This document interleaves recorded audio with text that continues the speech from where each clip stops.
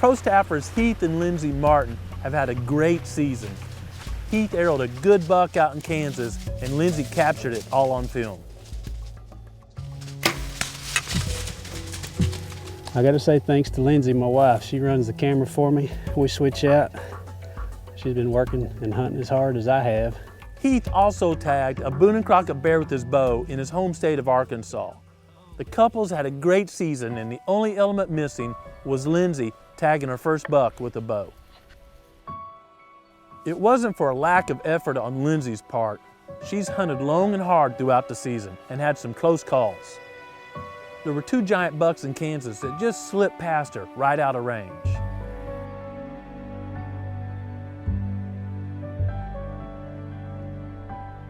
Then there was the giant 6-pointer that walked right by the hay bale blind, but it was just too early in the morning for a shot.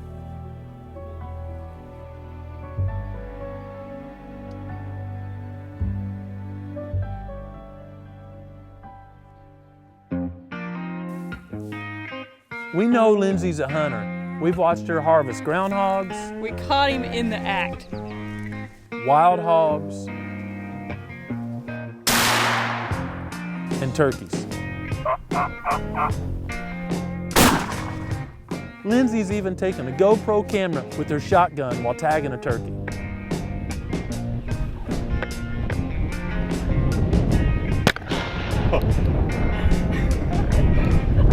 Holy crap!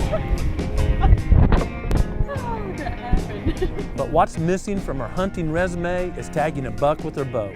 So after a long season of road trips to central Kansas, Heath and Lindsay are back home in Arkansas, and that's where Heath discovers a nice pattern of bucks on a local property.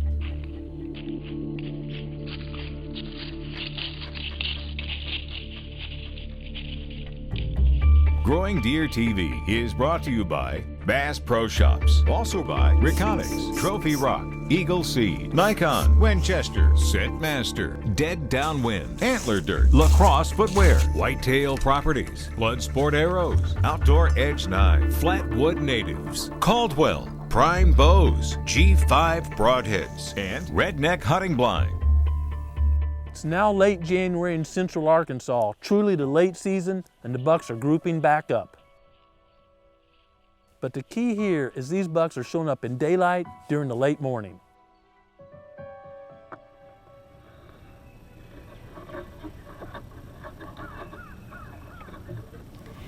Hi guys, it's Heath and Lindsay, and it's late season here in central Arkansas, and Heath and I are hunting over a travel corridor where we're getting a lot of pictures of some does and some bucks. We've actually got some pictures of some bucks that look like they're grouping back up, so we'll see. It's a sunny, cool morning, and Heath and Lindsay are set up by an old fence gap along a logging road. The fence gap is where Heath's trail camera picked up the pattern of these bucks during mid-morning.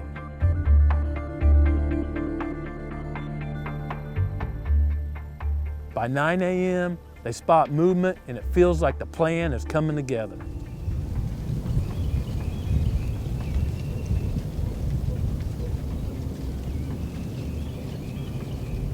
Suddenly, there's an 8-point buck, and Heath recognizes this buck as running with the larger 10-point.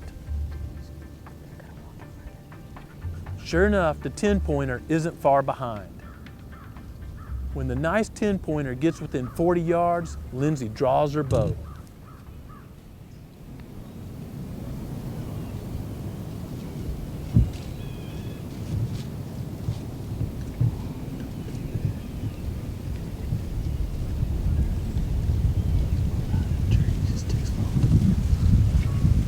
At 40+ yards, the 10-pointer's just out of her range. I appreciate that Lindsay knows her boundaries and doesn't take a shot past her effective range. That takes a lot of maturity. It isn't long, and suddenly the 10-point is back.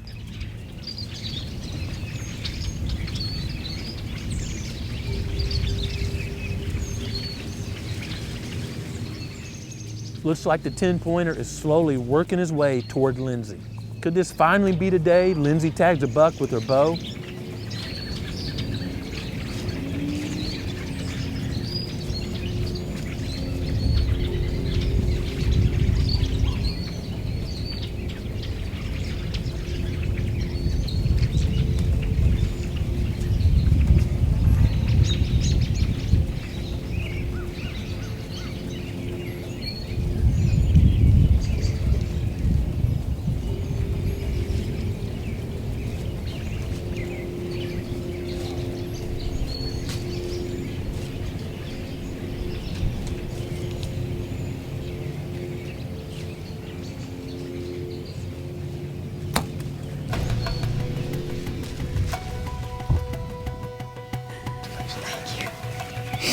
Well, you've had to give me a second to calm down there, so I got a little excited.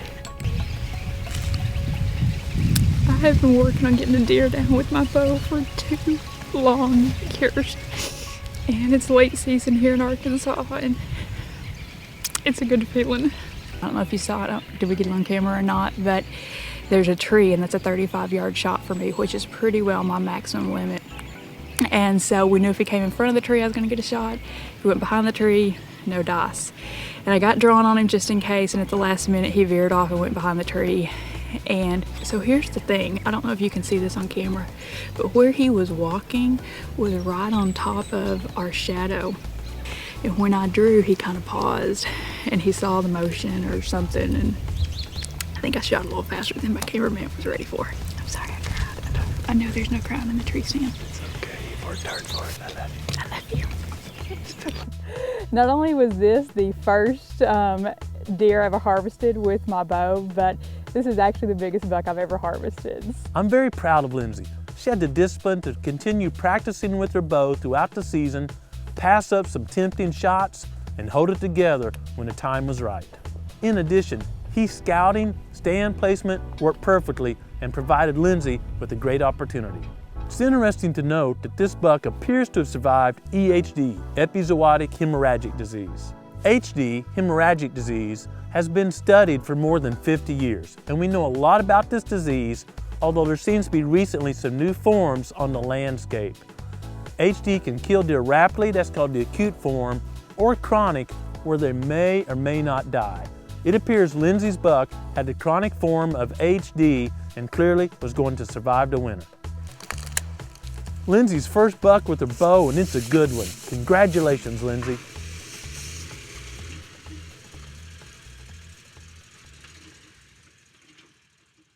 Adam and I also had a great deer season. It closed recently in Missouri, but we weren't about to miss the last afternoon of hunting. We picked up a pattern of deer using a food plot we call gobbler knob using our Reconyx cameras.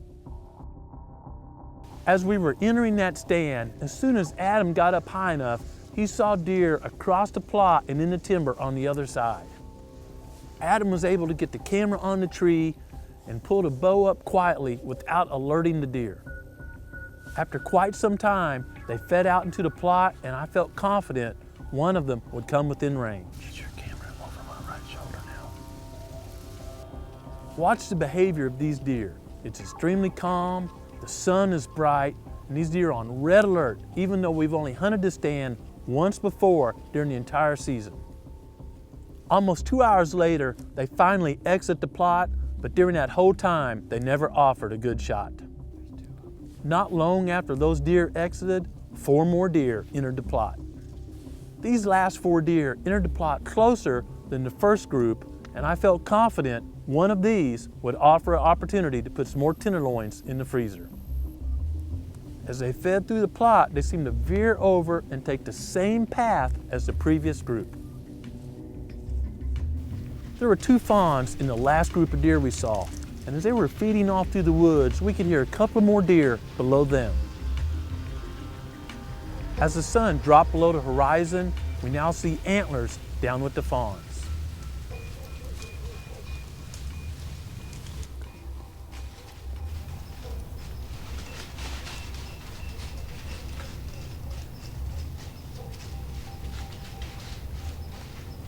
It turned out to be a hitless buck we call Rocker, and our excitement is as high as ever during the entire season. Rocker's only 40 yards away, well within my effective range, but there's simply too many limbs in the way to risk a shot. As darkness settled in, Rocker never presented a shot, but it was an extremely exciting way to end our season. That was the most exciting and tiring hunt I've had all year. From when we got up in a tree, before we sat down, we saw deer in the woods, and we basically have seen deer the entire 3 hours, ending up with one of our bucks down here about 35 yards, but through the limbs, no shot. Apparently after a doe that was receptive and a couple other bucks.